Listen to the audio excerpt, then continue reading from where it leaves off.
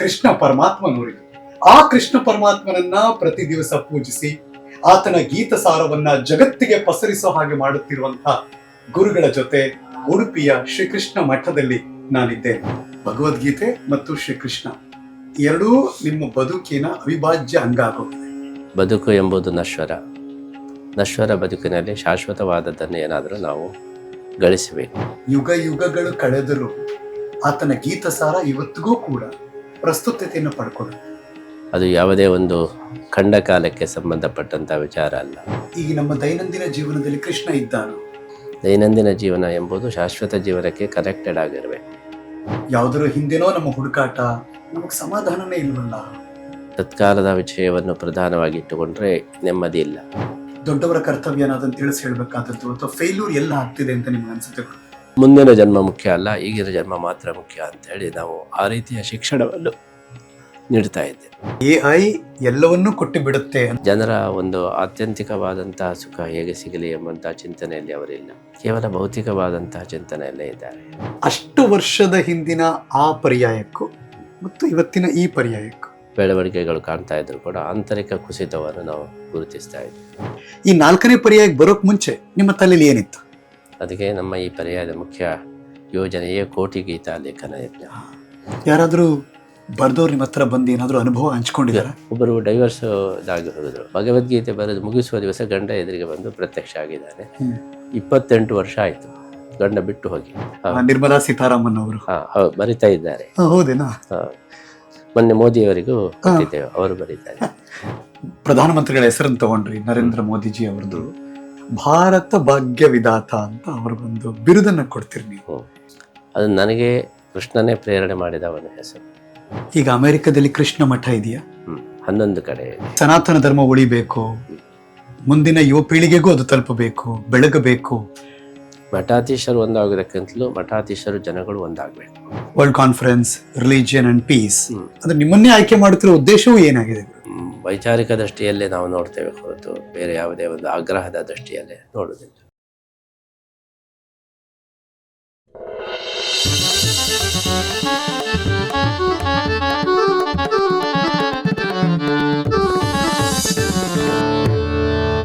ನಮಸ್ಕಾರ, ನಾನು ಹರೀಶ್ ನಾಗರಾಜು. ಇದು ನ್ಯೂಸೋ ನ್ಯೂಸು. ಪ್ರೀತಿಯಿಂದ ನನ್ನ ಹರಿ ಅಂತ ಕರೀತಾರೆ. ನನ್ನ ಜೊತೆ ಇರುವ ಸೆಲೆಬ್ರಿಟಿಗಳ ಕಥೆ ಇದು ಹರಿಕಥೆ.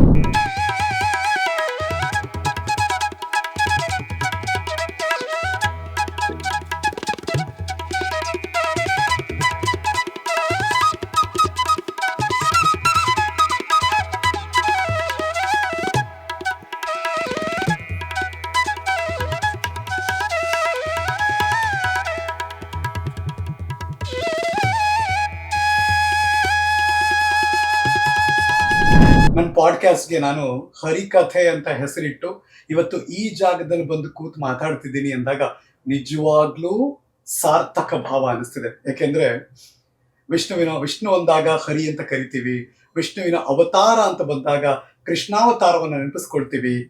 ಎಂಥ ಹೆಸರು ಹರಿಕಥೆ. ನಾನಿರೋದು ಎಂಥ ಪರಮಾತ್ಮನ ಊರಿನಲ್ಲಿ ಅಂತ. ಯಶೋದೆ ಆಡಿಸಿ ಬೆಳೆಸಿದ ಆ ಪರಮಾತ್ಮನೂರಿದು, ಕೃಷ್ಣ ಪರಮಾತ್ಮನೂರಿದು. ಆ ಕೃಷ್ಣ ಪರಮಾತ್ಮನನ್ನ ಪ್ರತಿ ದಿವಸ ಪೂಜಿಸಿ ಆತನ ಗೀತ ಸಾರವನ್ನ ಜಗತ್ತಿಗೆ ಪಸರಿಸೋ ಹಾಗೆ ಮಾಡುತ್ತಿರುವಂತಹ ಗುರುಗಳ ಜೊತೆ ಉಡುಪಿಯ ಶ್ರೀಕೃಷ್ಣ ಮಠದಲ್ಲಿ ನಾನಿದ್ದೇನೆ. ಪುತ್ತಿಗೆ ಶ್ರೀಗಳು ಈ ಪರ್ಯಾಯವನ್ನ ಅತ್ಯದ್ಭುತವಾಗಿ ಯಶಸ್ವಿಯಾಗಿ ನಡೆಸ್ತಾ ಇದ್ದಾರೆ. ಅವರ ಜೊತೆ ಮಾತುಕತೆಯ ಈ ಹರಿಕತೆ ಪಾಡ್ಕಾಸ್ಟ್ ಶೋ. ಪರಮ ಪೂಜ್ಯ ಶ್ರೀ ಶ್ರೀ ಶ್ರೀ ಪುತ್ತಿಗೆ ಪೀಠಾಧಿಪತಿಗಳು ಸುಗುಣೇಂದ್ರ ತೀರ್ಥ ಶ್ರೀಗಳು ಇವತ್ತು ನಮ್ಮ ಕಾರ್ಯಕ್ರಮದ ಅತಿಥಿ. ಗುರುಗಳೇ ನಮಸ್ಕಾರ. ನಾರಾಯಣ, ಹೇಗಿದ್ದೀರಿ? ಚೆನ್ನಾಗಿದ್ದೇನೆ. ಕ್ಷೇತ್ರ ಹೇಗಿದೆ? ಉಡುಪಿ ಕ್ಷೇತ್ರ ಬಹಳ ಪಾವನವಾದ ಕ್ಷೇತ್ರ. ಹೌದು, ಕೃಷ್ಣನ ವಿಶೇಷ ಸನ್ನಿಧಾನ ಇಲ್ಲಿದೆ, ಮುಖ್ಯ ಪ್ರಾಣದೇವರ ಸನ್ನಿಧಾನ ಇದೆ. ಹೀಗಾಗಿ ಇಲ್ಲಿ ಬಂದಂತಹ ಜನಗಳಿಗೆಲ್ಲ ಒಂದು ಡಿವಿನಿಟಿ, ದಿವ್ಯತೆಯ ಅನುಭವ ಆಗ್ತಾ ಇದೆ. ಬಂದವರಿಗೆಲ್ಲ ಮನಸ್ಸಿಗೆ ಒಂದು ಶಾಂತಿ, ನೆಮ್ಮದಿ ಸಿಗ್ತಾ ಇದೆ. ಹಾಗಾಗಿ ಈ ಕ್ಷೇತ್ರ ಒಂದು ಅಪೂರ್ವವಾದಂತಹ ಒಂದು ಭಕ್ತರಿಗೆ ಸೆಳೆತವನ್ನು ನೀಡತಕ್ಕಂಥ ಕ್ಷೇತ್ರವಾಗಿದೆ. ನಿಮ್ಮ ಬದುಕನ್ನ ಗಮನಿಸಿದಾಗ ನನಗೆ ಬಹಳ ಕುತೂಹಲವಾಗಿರೋದು, ಭಗವದ್ಗೀತೆ ಮತ್ತು ಶ್ರೀಕೃಷ್ಣ ಎರಡೂ ನಿಮ್ಮ ಬದುಕಿನ ಅವಿಭಾಜ್ಯ ಅಂಗ ಆಗೋಗಿದೆ. ಹೀಗೆ ಸಾಧ್ಯ ಆಯಿತು ಶ್ರೀಗಳಿಗೆ? ನಮ್ಮ ವಿಮರ್ಶೆಯ ಹಿನ್ನೆಲೆಯಲ್ಲಿ ನೋಡಿದಾಗ ಬದುಕಿನ ಮೂಲ ಒಂದು ಸ್ರೋತಸ್ಸೇ ಭಗವದ್ಗೀತೆ. ಕೃಷ್ಣ ಜೀವನದ ಮುಖ್ಯ ಗುರಿ. ಇದನ್ನು ನಾವು ನಮ್ಮ ವಿಚಾರದಿಂದ ಕಂಡುಕೊಂಡೆವು. ಬದುಕು ಎಂಬುದು ನಶ್ವರ. ನಶ್ವರ ಬದುಕಿನಲ್ಲಿ ಶಾಶ್ವತವಾದದ್ದನ್ನು ಏನಾದರೂ ನಾವು ಗಳಿಸಬೇಕು. ಆ ಶಾಶ್ವತವಾದಂತಹ ಮೌಲ್ಯ ಯಾವುದಂದರೆ ಶ್ರೀಕೃಷ್ಣ ಹಾಗೂ ಭಗವದ್ಗೀತೆ. ಈ ದೃಷ್ಟಿಯಲ್ಲಿ ನಮಗೆ ಕೃಷ್ಣ ಮತ್ತು ಗೀತೆ ಯಾವಾಗಲೂ ಅತ್ಯಂತ ಒಂದು ಆಕರ್ಷಕವಾದಂತಹ ಒಂದು ವಿಚಾರವಾಗಿದೆ. ಆ ದೃಷ್ಟಿಯಲ್ಲಿ ನಾವು ಕೃಷ್ಣನ ಹಿಂದೆ ಗೀತೆಯ ಹಿಂದೆ ಹೋಗಬೇಕು ಅಂತ ಹೇಳಿ ಸಂಕಲ್ಪ ಮಾಡಿದೆವು. ಯುಗ ಯುಗ ಮುಂದಕ್ಕೆ ಬರ್ತಾ ಇದೆ. ನಾವೀಗ ಆಧುನಿಕ ಯುಗ, 21ನೇ ಶತಮಾನ, ಕಲಿಯುಗ, ಮುಂದಕ್ಕೆ ಸತ್ಯಯುಗ ಅಂತೆಲ್ಲ ಮಾತಾಡ್ತೀವಿ. ಕೃಷ್ಣ ಅಂದಾಗ ನೆನಪಾಗೋದು ದ್ವಾಪರ ಯುಗ. ಯುಗ ಯುಗಗಳು ಕಳೆದರೂ ಆತನ ಗೀತಸಾರ ಇವತ್ತಿಗೂ ಕೂಡ ಪ್ರಸ್ತುತತೆಯನ್ನು ಪಡ್ಕೊಳ್ಳುತ್ತೆ. ಹೇಗೆ ಮತ್ತು ಯಾಕೆ ಗುರು? ಕೃಷ್ಣ ಗೀತೆಯಲ್ಲಿ ತ್ರೈಕಾಲಿಕ ಸತ್ಯವನ್ನೇ ಹೇಳಿದ್ದಾನೆ. ಅದು ಯಾವುದೇ ಒಂದು ಖಂಡಕಾಲಕ್ಕೆ ಸಂಬಂಧಪಟ್ಟಂಥ ವಿಚಾರ ಅಲ್ಲ, ಶಾಶ್ವತವಾದಂತಹ ವಿಚಾರಗಳು. ಆದ್ದರಿಂದಲೇ ತ್ರೈಕಾಲಿಕ ಮೌಲ್ಯ, ಸನಾತನ ಮೌಲ್ಯ ಅಂತೇಳಿ ಅದಕ್ಕೆ ಹೇಳಿ. ಎಂದೂ ಕೂಡ ಅದು ಬದಲಾಗಲಿಕ್ಕೆ ಸಾಧ್ಯ ಇಲ್ಲ. ಹಾಗಾಗಿ ಕಾಲದ ಜೊತೆಗೆ ಗೀತೆಯ ಸಂದೇಶ ಯಾವಾಗಲೂ ಇರುತ್ತದೆ. ಅದು ಎಂದು ಇಡೀ ಯಾವ ಕಾಲಕ್ಕೂ ಸಲ್ಲಬಹುದಾದಂತಹ ಸಂದೇಶವಾಗಿದೆ. ಯಾಕೆಂದರೆ ಸತ್ಯ, ಮೇಲ್ನೋಟದ ಸತ್ಯ ಬೇರೆ, ಶಾಶ್ವತ ಸತ್ಯ ಬೇರೆ. ಕೃಷ್ಣ ತಾತ್ಕಾಲಿಕವಾದದ್ದನ್ನು ಯಾವುದನ್ನು ಹೇಳಲಿಲ್ಲ, ಶಾಶ್ವತವಾದದ್ದನ್ನು ಮಾತ್ರ ಹೇಳಿದ್ದಾನೆ. ಅದಕ್ಕೋಸ್ಕರ ಅದು ಯಾವಾಗಲೂ ಕೂಡ ಅದು ಕಾಲಬಾಧಿತ ಆಗುವುದೇ ಇಲ್ಲ. ಈಗ ನಮ್ಮ ದೈನಂದಿನ ಜೀವನದಲ್ಲಿ ಕೃಷ್ಣ ಇದ್ದಾನೋ? ಕೃಷ್ಣನೇ ದೈನಂದಿನ ಜೀವನದ ಮುಖ್ಯ ವಸ್ತು. ನಾವು ಅವನನ್ನು ಮುಖ್ಯ ವಸ್ತುವನ್ನಾಗಿ ಇಟ್ಟುಕೊಳ್ಳಬೇಕು. ದೈನಂದಿನ ಜೀವನ ಅಂತೇಳಿ ಹೇಳಿದರೆ ನಾವು ಇವತ್ತಿನ ಸುಖವನ್ನು ಮಾತ್ರ ದೈನಂದಿನ ಜೀವನ ಅಂತ ಭಾವಿಸಿದ್ದೇವೆ. ದೈನಂದಿನ ಜೀವನ ಎಂಬುದು ಶಾಶ್ವತ ಜೀವನಕ್ಕೆ ಕನೆಕ್ಟೆಡ್ ಆಗಿರಬೇಕು. ಆತ್ಯಂತಿಕ ಗಮ್ಯವನ್ನು ಮನಸ್ಸಿನಲ್ಲಿಟ್ಟುಕೊಂಡು ಇವತ್ತಿನ ಜೀವನವನ್ನು ನಾವು ನಡೆಸಬೇಕು. ಮುಂದಿನದ್ದು ಏನಾದರೂ ಆಗಲಿ, ಇವತ್ತಿದ್ದು ಮಾತ್ರ ನಮಗೆ ಮುಖ್ಯ ಅಂತೇಳಿ ಹೇಳಿದರೆ ಅದು ಸರಿಯಾದದ್ದಲ್ಲ. ಆದ್ದರಿಂದ ನಮ್ಮ ಶಾಶ್ವತ ಜೀವನಕ್ಕೆ ಕೃಷ್ಣ ಬೇಕು ಅಂತೇಳಿ ಹೇಳಿದರೆ ದೈನಂದಿನ ಜೀವನಕ್ಕೂ ಕೃಷ್ಣನೇ ಬೇಕು. ಯಾಕೆ? ಶಾಶ್ವತ ಜೀವನಕ್ಕೆ ದೈನಂದಿನ ಜೀವನ ಪೂರಕವಾಗಿರಬೇಕು. ಆಧುನಿಕ ಯುಗದಲ್ಲಿ ನಾವು ಓಡ್ತಾ ಇದ್ದೀವಿ ತುಂಬ ಜೋರಾಗಿ. ಯಾವುದರ ಹಿಂದೆನೋ ನಮ್ಮ ಹುಡುಕಾಟ, ನಮ್ಮ ತೊಳಲಾಟ ಎಲ್ಲವೂ ನಡೀತಾ ಇದೆ. ಆದರೆ ಮನುಷ್ಯನಿಗೆ ಇವಾಗಲೂ ಬೇಕಾಗಿರೋದು ನಮಗೆ ಸಮಾಧಾನನೇ ಇಲ್ವಲ್ಲ, ನಮಗೆ ನೆಮ್ಮದಿನೇ ಇಲ್ವಲ್ಲ ಅನ್ನೋದು ಯಾವಾಗಲೂ ಒಂದು ಕ್ವಶನ್ ಮಾರ್ಕ್ ಕಾಡ್ತಿರುತ್ತೆ. ಹೇಗೆ ಸಾಧ್ಯ ಆಗುತ್ತೆ ಕೃಷ್ಣನ ಸನ್ನಿಧಿಯಲ್ಲಿ? ನಾವು ತತ್ಕಾಲದ ವಿಷಯವನ್ನು ಪ್ರಧಾನವಾಗಿ ಇಟ್ಟುಕೊಂಡ್ರೆ ನೆಮ್ಮದಿ ಇಲ್ಲ. ಶಾಶ್ವತ ವಿಷಯವನ್ನೇ ನಾವು ಪ್ರಧಾನವಾಗಿ ಇಟ್ಟುಕೊಂಡು ಅದರ ಹಿಂದೆ ಹೋದರೆ ನೆಮ್ಮದಿ ಬರಲಿಕ್ಕೆ ಸಾಧ್ಯ. ಇವತ್ತು ಏನಾಗಿದೆ ಅಂತ ಹೇಳಿದರೆ, ನಾಳೆ ಏನಾದರೂ ಆಗಲಿ ಇವತ್ತು ನಾನು ಸುಖವಾಗಿರಬೇಕು ಎಂಬ ಚಿಂತನೆ ಅದು ಪ್ರಬಲವಾಗಿದೆ. ಹಿಂದಿನವರು ಹಾಗಲ್ಲ. ಇವತ್ತು ಏನಾದರೂ ಆಗಲಿ ನಮಗೆ ಶಾಶ್ವತವಾದಂತಹ ಒಂದು ಗುರಿಯನ್ನು ನಾವು ತಲುಪಬೇಕು ಎಂಬುದು ಹಿಂದಿನವರ ಚಿಂತನೆ. ಇವತ್ತಿನವರ ಚಿಂತನೆ ನಾಳೆ ಏನಾದರೂ ಆಗಲಿ ಇವತ್ತು ನಾನು ಸುಖವಾಗಿದ್ದರೆ ಸಾಕು, ಈ ರೀತಿಯ ಚಿಂತನೆ. ಅದರಲ್ಲಿ ನೆಮ್ಮದಿ ಇಲ್ಲ. ಈ ಉದಾಹರಣೆಗೆ ಏನಾದರೂ ರೋಗ ಬಂದರೆ ನಾವು ತಕ್ಷಣ ಯಾವ ಔಷಧ ಅದು ಪರಿಹಾರವನ್ನು ನೀಡ್ತೇವೆ, ಅದರ ಹಿಂದೆ ಹೋಗ್ತೇವೆ. ಅದರಿಂದ ಸೈಡ್ ಎಫೆಕ್ಟು ಎಲ್ಲ ತುಂಬ ಆಗ್ತದೆ. ಅದಾದರೂ ಪರವಾಗಿಲ್ಲ, ನನಗೆ ಒಮ್ಮೆ ನೋವು ಕಡಿಮೆ ಆದರೆ ಸಾಕು ಅಂತ. ಹಿಂದಿನವರು ಅದೇ ಸಂದರ್ಭದಲ್ಲಿ ಹೇಗೆ ಚಿಂತನೆ ಮಾಡ್ತಾಯಿದ್ದಾರೆ ಅಂದರೆ, ಈಗ ನಾನು ಎಷ್ಟು ನೋವಾದರೂ ಪರವಾಗಿಲ್ಲ, ಮುಂದೆ ನನಗೆ ಏನಾದರೂ ತೊಂದರೆ ಆಗಬಾರ್ದು ಅಂಥೇಳಿ ಅದನ್ನು ಆಯ್ಕೆ ಮಾಡ್ತಾಯಿದ್ದಾರೆ. ಉದಾಹರಣೆಗೆ ಪೇಯ್ನ್ ಕಿಲ್ಲರ್. ನಮಗೆ ತುಂಬ ನೋವಾದರೆ ಪೇಯ್ನ್ ಕಿಲ್ಲರ್ನಿಂದ ತಗೊಂಡೋದ್ರಿಂದ ತುಂಬ ಸೈಡ್ ಎಫೆಕ್ಟ್ ಇದೆ. ನಾವೇನು ಚಿಂತನೆ ಮಾಡ್ತೇವೆ, ಮುಂದೆ ಏನಾದರೂ ಎಫೆಕ್ಟ್ ಆಗಲಿ, ನನಗೆ ಈಗಿನ ಒಂದು ನೋವು ಕಡಿಮೆ ಆದರೆ ಸಾಕು ಅಂತೇಳಿ ಪೇಯ್ನ್ ಕಿಲ್ಲರ್ ತಗೊಂಡ್ಬಿಡ್ತೀವಿ. ಆಮೇಲೆ ಮುಂದಿನ ಭಾರತದಿಂದ ಬರತಕ್ಕಂತಹ ಒಂದು ದೊಡ್ಡ ಸಮಸ್ಯೆ ಉಂಟಲ್ಲ, ಅದನ್ನು ನಾವು ಎದುರಿಸಲೇಬೇಕಾಗ್ತದೆ. ಹಿಂದಿನವರು ಇದೇ ಸಂದರ್ಭವನ್ನು ಏನು ಮಾಡ್ತಾಯಿದ್ರು, ನನಗೆ ಈಗ ಎಷ್ಟು ಕಷ್ಟ ಆದರೂ ಪರವಾಗಿಲ್ಲ, ಮುಂದೆ ಅದರಿಂದ ಏನು ಹಾಳಾಗಬಾರ್ದು. ಇವತ್ತಿನ ಒಂದು ಅಶಾಂತಿಗೆ ಕಾರಣ ಏನಂದರೆ, ಮನುಷ್ಯ ದಿನೇ ದಿನೇ ತತ್ಕಾಲದ ಬಗ್ಗೆ ಚಿಂತನೆ ಮಾಡ್ತಾ ಇದೆ, ದೀರ್ಘಕಾಲೀನ ಚಿಂತನೆ ಕಡಿಮೆ ಆಗ್ತಾ ಇದೆ. ಶಾರ್ಟ್ ಸೈಟ್ ಅಂತ ಹೇಳ್ತೇವಲ್ಲ, ಈಗದ್ದು ಮಾತ್ರ ಮುಖ್ಯ, ಮುಂದೆ ಏನಾದರೂ ಹಾಕ್ಕೊಳ್ಳಿ. ಹಿಂದಿನವರು ಹಾಗಲ್ಲ, ಮುಂದೆ ನಮಗೆ ಸರಿಯಾದಂತಹ ಇದು ಸಿಗಬೇಕು, ದೂರದೃಷ್ಟಿ. ಈಗ ನಾವು ಎಷ್ಟು ಕಷ್ಟಪಡಲಿಕ್ಕೂ ನಾವು ಸಿದ್ಧರಿದ್ದೇವೆ. ಆದ್ದರಿಂದಲೇ ಹಿಂದಿನವರು ಈ ಜನಕ್ಕೆ ಏನು ಬೇಕೋ ಅದು ಕನಿಷ್ಠ ಪಕ್ಷ ಸಾಧನೆ ಮಾಡಿ ಶಾಶ್ವತ ಜೀವನಕ್ಕೆ ಬೇಕಾದ್ದನ್ನು ಚಿಂತನೆ ಮಾಡ್ತಾಯಿದ್ರು. ನಾವು ಯಾವಾಗಲೂ ಕಾಲ ಬದಲಾಯಿತು ಅಂತೀವಿ. ಅದೇ ಚಿಂತನೆ ಕಾಲ ಬದಲಾಗ್ತಾ ಇದೆ. ಚಿಂತನೆ ಬದಲಾದದ್ದಕ್ಕೆ ಕಾಲ ಬದಲಾದದ್ದು ಹೇಳೋದು, ದೃಷ್ಟಿಕೋನ ಬದಲಾದದ್ದಕ್ಕೆ ಕಾಲ ಬದಲಾಯಿತು ಹೇಳೋದು. ಕಾರಣ ಏನು? ಅದು ಮೆಟೀರಿಯಲಿಸ್ಟ್ ಲೈಫಿನ ಆಕರ್ಷಣೆ. ಮೆಟೀರಿಯಲಿಸ್ಟಿಕ್ ಲೈಫಿನ ಆಕರ್ಷಣೆ ಜಾಸ್ತಿ ಆದಾಗೆ ಸಾಮಾನ್ಯ ಮನುಷ್ಯರು ಅದರ ಹಿಂದೆ ಹೋಗ್ತಾರೆ. ಅದರ ಹಿಂದೆ ಹೋದ ಮೇಲೆ ಆ ಒಂದು ಸಮಸ್ಯೆಯಲ್ಲಿ ಸಿಕ್ಕಾಕೊಳ್ತಾರೆ. ಹಿಂದಿನವರಿಗೆ ಮೆಟೀರಿಯಲಿಸ್ಟಿಕ್ ಲೈಫಿನ ಅವಶ್ಯಕತೆ ಇರಲಿಲ್ಲ, ಅದು ಆಕರ್ಷಕವಾಗಿ ಕಾಣಲಿಲ್ಲ, ಹಾಗಾಗಿ ನೆಮ್ಮದಿಯಾಗಿದೆ. ಈ ಆಸೆಗಳು ಜಾಸ್ತಿ ಆದಾಗೆ ಅಶಾಂತಿ ಜಾಸ್ತಿ ಆಗ್ತದೆ. ಪ್ರಭಾವ ಎಲ್ಲಿಂದ ಆ ಜನರೇಷನ್ಗೆ ಅಥವಾ ಆ ಪೀಳಿಗೆಯವರಿಗೆ? ಈಗಿನ ಕಾಲದಲ್ಲಿ ಮೆಟೀರಿಯಲಿಸ್ಟ್ ಲೈಫಿನ ಒಂದು ಅದರ ಪ್ರೊಜೆಕ್ಷನ್ ಜಾಸ್ತಿ ಆಗ್ತಾ ಇದೆ. ದೊಡ್ಡವರ ಕರ್ತವ್ಯ ಅನ್ನೋದನ್ನು ತಿಳಿಸಿ ಹೇಳಬೇಕಾದದ್ದು ಅಥವಾ ಫೇಲ್ಯೂರ್ ಎಲ್ಲ ಆಗ್ತಿದೆ ಅಂತ ನಿಮ್ಗೆ ಅನ್ಸುತ್ತೆ? ಶಿಕ್ಷಣ ಕ್ಷೇತ್ರದಲ್ಲಿ ಆಗತಕ್ಕಂಥ ದೊಡ್ಡ ಫೇಲಿಯರು ನಾವು ಗುರುತಿಸಬಹುದು. ನಾವು ಮಕ್ಕಳನ್ನು ಬೆಳೆಸುವಾಗಲೇ ನಮಗೆ ಮುಂದಿನ ಜನ್ಮ ಮುಖ್ಯ ಅಲ್ಲ, ಈಗಿನ ಜನ್ಮ ಮಾತ್ರ ಮುಖ್ಯ ಅಂಥೇಳಿ ನಾವು ಆ ರೀತಿಯ ಶಿಕ್ಷಣವನ್ನು ನೀಡ್ತಾ ಇದ್ದೇವೆ. ಇವತ್ತಿನ ಎಲ್ಲ ಶಿಕ್ಷಣದ ಒಂದು ನಿಶ್ಶಬ್ದ ಸಂದೇಶ ಏನು ಅಂತೇಳಿ ಹೇಳಿದರೆ, ಮೆಟೀರಿಯಲಿಸ್ಟಿಕ್ ಲೈಫ್, ಸುಖ ಸಾಧನಗಳಿಂದಲೇ ಸುಖ ಅಂತೇಳಿ ತಿಳ್ಕೊಂಡಿದ್ದೇವೆ. ಆದ್ದರಿಂದ ಅಶಾಂತಿ ಜಾಸ್ತಿ ಆಗಿದೆ. ತುಂಬ ಜನ ಅಂದ್ಕೊಂಡಿರೋದು ನಮ್ಮ ಮಕ್ಕಳಿಗೆ ಆಸ್ತಿ ಮಾಡಬೇಕು ಅಂತ, ಅದು ಹಣದ ರೂಪದಲ್ಲೋ ಅಥವಾ ಇನ್ಯಾವುದೋ ರೂಪದಲ್ಲೋ. ಆದರೆ ಮಕ್ಕಳಿಗೆ ಕೊಡಬೇಕಾದ ಮೌಲ್ಯಗಳ ಬಗ್ಗೆ ತುಂಬ ಗಮನ ಹರಿಸ್ತಿಲ್ವೇನೋ ಅನ್ನೋದು ಒಂದು ಅಪವಾದ ಇದೆ. ನೀವು ಹೇಗೆ ನೋಡ್ತೀರಿ? ಅದು ಸತ್ಯ. ಇವತ್ತಿನ ತಂದೆ ತಾಯಿಗಳು ಮಕ್ಕಳು ಈಗ ಸುಖವಾಗಿದ್ದರೆ ಸಾಕು ಅಂತೇಳಿ ಬಯಸ್ತಾರೆ.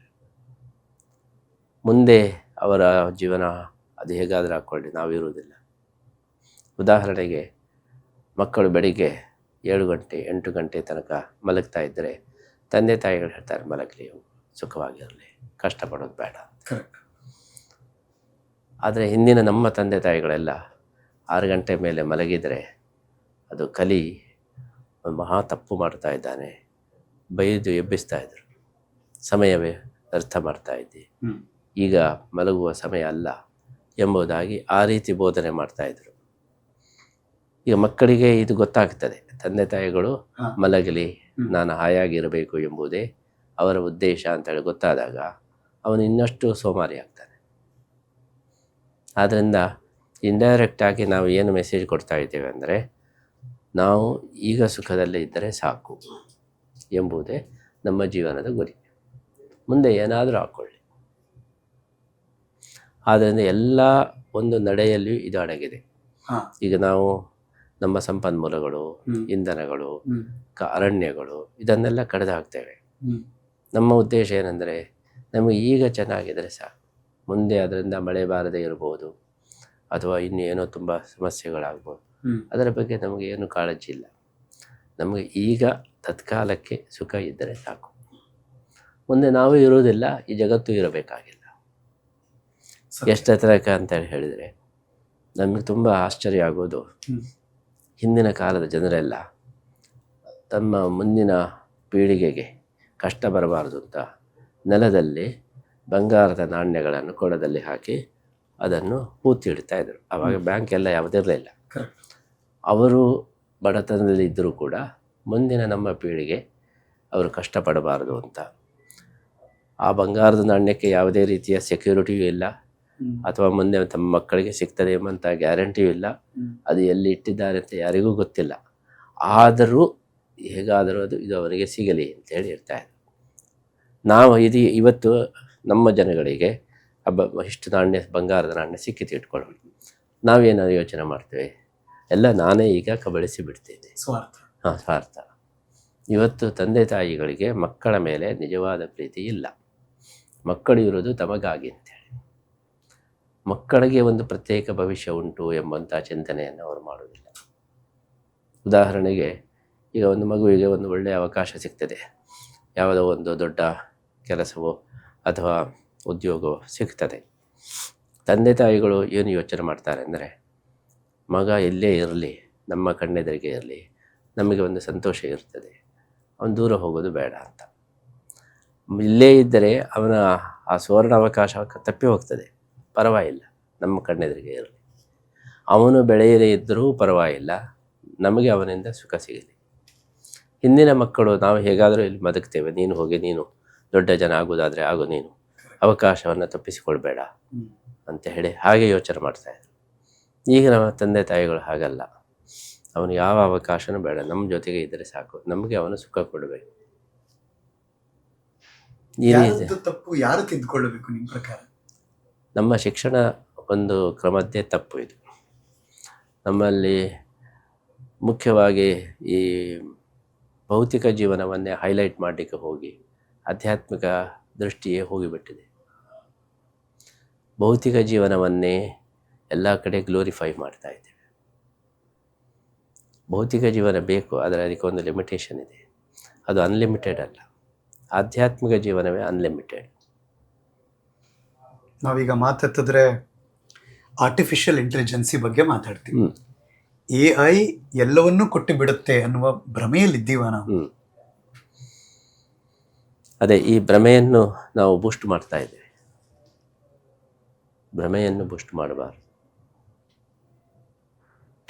ಸುಖ ಸಾಧನಗಳನ್ನು, ಆಮೇಲೆ ತಾತ್ಕಾಲಿಕವಾದ ಗ್ಲ್ಯಾಮರನ್ನು, ಕ್ರೇಜಿಯನ್ನು, ಇದನ್ನೆಲ್ಲ ನಾವು ಬೂಸ್ಟ್ ಮಾಡ್ತಾ ಇದ್ದೇವೆ.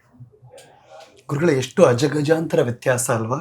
ನಿಮ್ಮ ಬಾಲ್ಯಕ್ಕೂ ಈಗಿರುವ ಮಕ್ಕಳು ಬೆಳೀತಿರುವಂಥ ದೊಡ್ಡ ವ್ಯತ್ಯಾಸ ನೀವು ಗಮನಿಸ್ತಾನೆ ಇರ್ತೀರಲ್ವ? ಹೌದು. ಸರಕಾರಕ್ಕೂ ಕೂಡ ಜನರ ಒಂದು ಆತ್ಯಂತಿಕವಾದಂತಹ ಸುಖ ಹೇಗೆ ಸಿಗಲಿ ಎಂಬಂಥ ಚಿಂತನೆಯಲ್ಲಿ ಅವರಿಲ್ಲ. ಕೇವಲ ಭೌತಿಕವಾದಂತಹ ಚಿಂತನೆಯಲ್ಲೇ ಇದ್ದಾರೆ. ನನಗೆ ಈ ಸಂದರ್ಭದಲ್ಲಿ ಒಂದು ಸಣ್ಣ ಕುತೂಹಲ, ಸುಮ್ಮನೆ ಕೇಳಬೇಕು ನಿಮ್ಮಲ್ಲಿ ಅಂತ. ಒಂದು 50-60 ವರ್ಷದ ಹಿಂದೆ ನಾವು ಸುಮ್ಮನೆ ನಿಮ್ಮ ಬದುಕಿನ ಫ್ಲ್ಯಾಶ್ ಬ್ಯಾಕ್ ನೋಡಿದಾಗ ಪರಮ ಪೂಜ್ಯರು ಶ್ರೀ ಶ್ರೀ ಸುಜ್ಞಾನೇಂದ್ರ ತೀರ್ಥ ಸ್ವಾಮೀಜಿಗಳನ್ನ ಈ ಸಂದರ್ಭದಲ್ಲಿ ನೆನಪಿಸ್ಕೊಳ್ಳುತ್ತಾ, ನಿಮ್ಮ ಗುರುಗಳ ನೆನಪಿಸ್ಕೊಳ್ಳುತ್ತಾ, ಆ ಮೊಮೆಂಟ್ ಇತ್ತಲ್ಲ, ಅಂದರೆ ಅವ್ರು ನಿಮ್ಮನ್ನು ಕೇಳಿದಾಗ, ಈ ಪೀಠಕ್ಕೆ ನಿಮ್ಮನ್ನು ಬರಮಾಡಿಕೊಂಡಾಗ, ಆ ಒಂದು ವಯಸ್ಸು ನಿಮ್ಮದು ಒಂಥರ ಎಲ್ಲದಕ್ಕೂ ಒಗ್ಗಿಕೊಳ್ಳುವಂಥ ಮನಸ್ಥಿತಿ ಇರುವಂಥ ವಯಸ್ಸದು. ಆ ವಯಸ್ಸಲ್ಲಿ ನಿಮ್ಮ ತಲೆಗೆ ಬಂದಂಥ ವಿಚಾರ ಏನು ಗುರುಗಳೇ? ನಮ್ಮ ಮನೆಯಲ್ಲಿ ನಮಗೆ ಬೆಳೆಸಿದಂತಹ ಮೌಲ್ಯ ಏನಂತ ಹೇಳಿದರೆ, ಯಾವುದೇ ಸಂದರ್ಭ ಬಂದರೂ ಕೂಡ ನಾವು ಅದನ್ನು ಕೂಡಲೇ ಅದನ್ನು ಸ್ವೀಕಾರ ಮಾಡಬೇಕು ಅಂತ. ಸಂದರ್ಭಗಳು ಬಂದಾಗ ಅದನ್ನು ನಾವು ಸದುಪಯೋಗಪಡಿಸಿಕೊಳ್ಳೋದು ಬಹಳ ಮುಖ್ಯ ಅಂತ ಹೇಳಿ. ಹಾಗಾಗಿ ನಮಗೆ ನಮ್ಮ ಗುರುಗಳು ಈ ಒಂದು ಸಂದರ್ಭ ಕೊಟ್ಟಾಗ ನಮಗೆ ಅನಿಸ್ತು, ಈ ಸಂದರ್ಭವನ್ನು ನಾವು ಉಪಯೋಗಿಸ್ಕೊಳ್ಳೋಣ. ಎಷ್ಟು ಅವಾಗ ನಿಮ್ಮ ವಯಸ್ಸು? 12ನೇ ವಯಸ್ಸು. 12ನೇ ವಯಸ್ಸಿನಲ್ಲಿ ಅದು ಕೂಡ 10 ನಿಮಿಷದಲ್ಲಿ ನಾವು ನಿರ್ಧಾರ ಮಾಡಬೇಕಿತ್ತು, ಒಪ್ತೇವ ಇಲ್ಲೋ ಅಂಥೇಳಿ. ತಂದೆಯವರು ದೇವರು ಕೊಟ್ಟ ಅವಕಾಶ, ಬಿಡೋದು ಬೇಡ ಅಂತೇಳಿ ಬಯಸದೇ ಬಂದದ್ದು. ಹಾಗಾಗಿ ದೇವರು ಕೊಟ್ಟದ್ದು. ಬಹುಶಃ ಕೃಷ್ಣನೇ ಆವಾಗ ನಿರ್ಧಾರ ಮಾಡ್ದ ಅನ್ಸುತ್ತೆ, ನಿಮ್ಮ ಕೈಯಿಂದ ಪೂಜೆ ಮಾಡಿಸ್ಕೋಬೇಕು ಅಂತ. ಎಲ್ಲ ನಿರ್ಧಾರಗಳು ಕೃಷ್ಣನದ್ದೇ. ನಾವು ನಂಬುವುದೇನೆಂದರೆ, ಇಡೀ ಜಗತ್ತು ಅವನ ಇಚ್ಛೆಯ ಪ್ರಕಾರ ನಡೀತಾ ಇದೆ, ನಾವು ಮಾತ್ರ ಅವರ ಇಚ್ಛೆಯನ್ನು ಮಾನಿಸ್ತಾ ಇಲ್ಲ. ಅಷ್ಟು ವರ್ಷದ ಹಿಂದಿನ ಆ ಪರ್ಯಾಯಕ್ಕೂ ಮತ್ತು ಇವತ್ತಿನ ಈ ಪರ್ಯಾಯಕ್ಕೂ ಎಷ್ಟು ವ್ಯತ್ಯಾಸ ಅನಿಸ್ತಾ ಇದೆ ಗುರುಗಳೇ ನಿಮಗೆ? ಅದೇ, ನೀವು ಹೇಳಿದ ಹಾಗೇನೆ ಭಾಷೆಯಾಗಿ ಇವತ್ತು ಬೆಳವಣಿಗೆಗಳು ಕಾಣ್ತಾ ಇದ್ರು ಕೂಡ ಆಂತರಿಕ ಕುಸಿತವನ್ನು ನಾವು ಗುರುತಿಸ್ತಾ ಇದ್ದೀವಿ. ಜನಗಳು ಧಾರ್ಮಿಕ ಆಗೋದು ಭಾಷ್ಯ ದೃಷ್ಟಿಯಲ್ಲಿ ಮಾತ್ರ, ಆಂತರಿಕ ದೃಷ್ಟಿಯಲ್ಲಿ ಧಾರ್ಮಿಕವಾಗಿ ಕುಸಿತಾ ಇದ್ದಾರೆ. ಉದಾಹರಣೆಗೆ ಈಗ ಎಲ್ಲ ಧಾರ್ಮಿಕ ಆಚರಣೆಗಳನ್ನು ಮಾಡ್ತಾ ಇರೋದು ಫಲಾಪೇಕ್ಷೆಯಿಂದ. ಹಿಂದೆ ಫಲಾಪೇಕ್ಷೆ ಇಲ್ಲದೆ ಸೇವಾ ಬುದ್ಧಿಯಿಂದ ಮಾಡ್ತಾಯಿದ್ದಾರೆ. ಹೌದು. ಇವತ್ತು ಏನು ಮಾಡೋದಾದರೂ ಕೂಡ ಅದರಿಂದ ನಮಗೆ ಏನು ಸಿಗ್ತದೆ ಎಂಬುದನ್ನು ನೋಡಿ ಮಾಡ್ತಾರೆ. ಉದಾಹರಣೆಗೆ ಇವತ್ತು ಯಾವುದೇ ಒಂದು ಪೂಜೆ ಕೊಡೋದಾದರೂ ಕೂಡ, ಅದು ಒಂದು ಸೇವೆ ಮಾಡೋದಾದರೂ ತಮಗೆ ಏನಾದರೂ ಒಂದು ಅದರಿಂದ ಫಲ ಬರಬೇಕು ಅಂತ ಹೇಳಿ ಖಾತ್ರಿ ಇದ್ದರೆ ಮಾತ್ರ ಕೊಡ್ತಾರೆ. ಹಿಂದಿನ ಕಾಲದಲ್ಲಿ ಹಾಗಿಲ್ಲ. ನಾವು ವರ್ಷಕ್ಕಿಂತ ಅಂತ ಸೇವೆ ಸಲ್ಲಿಸೋದು ನಮ್ಮ ಒಂದು ಮನೆತನದ ಸಂಸ್ಕೃತಿ. ಅದಕ್ಕೆ ಯಾವ ಫಲವನ್ನು ಅವರು ಅಪೇಕ್ಷಿಸ್ತಾ ಇರಲಿಲ್ಲ. ದೇವರ ಸೇವೆ ಮಾಡೋದು, ಒಳ್ಳೆಯ ಕೆಲಸಕ್ಕೆ ದಾನವನ್ನು ಮಾಡೋದು, ಇದಕ್ಕೆ ಪ್ರತಿಫಲವನ್ನು ಯಾರು ಅಪೇಕ್ಷಿಸ್ತಾ ಇಲ್ಲ. ಇವತ್ತು ಒಂದು ರೀತಿಯಲ್ಲಿ ಸೇವಾದಿಗಳು ಜಾಸ್ತಿ ಆಗಿದೆ, ಆದರೆ ಅದರ ಹಿನ್ನೆಲೆ ಇರತಕ್ಕಂಥ ಭಾವನೆ ಕಡಿಮೆ ಆಗಿದೆ. ಹಿಂದೆ ಭಾವನೆ ಜಾಸ್ತಿ ಇತ್ತು, ಸೇವೆಗಳ ಸಂಖ್ಯೆ ಅದು ಕಡಿಮೆ ಇರ್ಬೋದು, ಆದರೆ ನಿಸ್ವಾರ್ಥ ಸೇವೆಗಳು ಜಾಸ್ತಿ. ಈ 1974ನೇ ಇಸವಿಯಿಂದ 2025 ಇಲ್ಲಿಯ ತನಕ ಈ 4 ಪರ್ಯಾಯದಲ್ಲಿ ನಿಮಗೆ ಸಾರ್ಥಕ ಭಾವ ಕೊಟ್ಟದ್ದು ಯಾವ ಪರ್ಯಾಯ?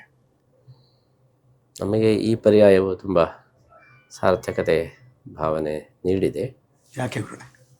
ನಾವು ಸಂಕಲ್ಪ ಮಾಡಿದ ಅನೇಕ ಸೇವಾ ಕಾರ್ಯಗಳೆಲ್ಲ ಪೂರ್ಣವಾಗಿವೆ. ಹಾಗಾಗಿ ಕೃಷ್ಣ ಈ ಪರ್ಯಾಯದಲ್ಲಿ ತುಂಬ ಸೇವೆಯನ್ನು ತಗೊಂಡ, ಅದಕ್ಕೋಸ್ಕರ ನಮಗೆ ಒಂದು ತೃಪ್ತಿ ಇದೆ. ನಾನು ಮತ್ತು ಸ್ವಾಮೀಜಿಗಳಿಬ್ಬರು ಕೂತು ಮಾತಾಡ್ತಿರುವ ಉಡುಪಿಯ ಈ ಗೀತ ಮಂದಿರ ಅವರ 2ನೇ ಪರ್ಯಾಯದಲ್ಲಿ ನೀವು ಕಟ್ಟಿಸಿದಂಥ ಈ ಮಹಲು ಅದ್ಭುತವಾಗಿದೆ. ಅಂದರೆ ಪ್ರತಿ ಬಾರಿ ನೀವು ಪರ್ಯಾಯವನ್ನು ಯಶಸ್ವಿಯಾಗಿ ಮಾಡ್ತಿದ್ದೀರಿ ಅನ್ನೋದಕ್ಕೆ ನಮಗೆ ಕಾಣಿಸುತ್ತೆ ಯಾವಾಗಲೂ ಕೂಡ. ಈ 4ನೇ ಪರ್ಯಾಯಕ್ಕೆ ಬರೋಕ್ಕೆ ಮುಂಚೆ ನಿಮ್ಮ ತಲೆಯಲ್ಲಿ ಏನಿತ್ತು? ನಮ್ಮ ಮುಖ್ಯ ಉದ್ದೇಶ ಭಗವದ್ಗೀತೆ ಪ್ರಚಾರ ಮಾಡೋದು. ಅದಕ್ಕೆ ನಮ್ಮ ಈ ಪರ್ಯಾಯದ ಮುಖ್ಯ ಯೋಜನೆಯೇ ಕೋಟಿ ಗೀತಾ ಲೇಖನ ಯಜ್ಞ. ಜನರಿಗೆ ಆಧ್ಯಾತ್ಮಿಕವಾದಂಥ ಜಾಗೃತಿಯನ್ನು ಮೂಡಿಸೋದು. ಕೃಷ್ಣ ಮಠದಲ್ಲಿ ನಿತ್ಯ ಪೂಜೆ ಪುನಸ್ಕಾರಗಳು, ಭಕ್ತಿಯ ಸೇವೆಗಳು ಅದೆಲ್ಲ ನಡೀತಾನೇ ಇದೆ, ನಡೀಬೇಕು. ಹೌದು. ನಾವು ಇಲ್ಲಿ ಕೃಷ್ಣ ಮಠದಲ್ಲಿ ದೇವರ ಪೂಜೆ ಮಾಡುವಾಗ ಸಮಾಜದಲ್ಲಿ ಒಂದು ಜಾಗೃತಿ, ಸಮಾಜದ ಒಂದು ಗಮನ ಕೃಷ್ಣನ ಕಡೆಗೆ ನಾವು ಎಳೀಬೇಕು. ಹಾಗಿದ್ದರೆ ಇಲ್ಲಿ ನಡೆಯತಕ್ಕಂಥ ಸಾಂಪ್ರದಾಯಿಕವಾದ ಪೂಜೆ ಪುನಸ್ಕಾರಗಳು ಸಾರ್ಥಕ ಎನ್ನುವ ದೃಷ್ಟಿಯಲ್ಲಿ ನಾವು ಪ್ರಧಾನವಾಗಿ ಇಡೀ ಜಗತ್ತಿನಲ್ಲಿ ಗೀತಾ ಪ್ರಚಾರವನ್ನು ನಾವು ಮಾಡುವ ಮೂಲಕ ಇಲ್ಲಿ ಕೃಷ್ಣನ ಪೂಜೆ ಮಾಡಬೇಕು. ಕೋಟಿ ಗೀತ ಲೇಖನ ಯಜ್ಞ. 1 ಕೋಟಿ ಜನರಿಂದ ಗೀತೆ ಬರೆಯುವ ಒಂದು ಯಜ್ಞ.